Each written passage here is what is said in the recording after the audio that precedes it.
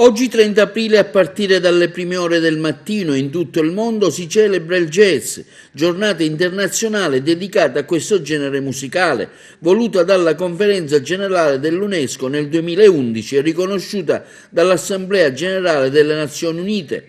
L'idea di celebrare il jazz nasce perché è un genere musicale da sempre visto come messaggio di pace, unità e dialogo che ha promosso il rispetto per i diritti e la dignità dell'uomo.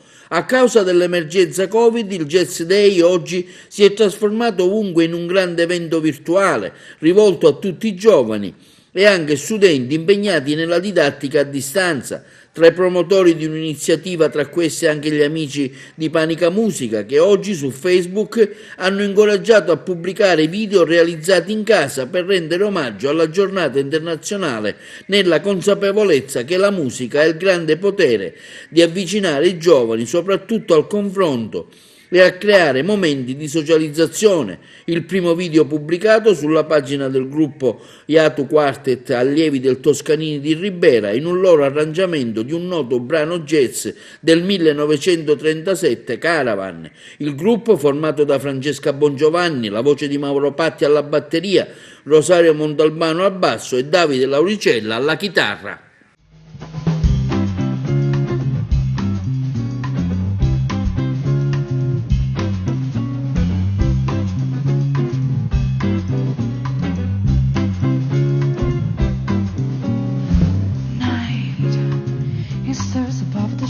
So bright, the memory of the fading light, the chance of power caravan. Sleep, I thought my shut eyes would creep.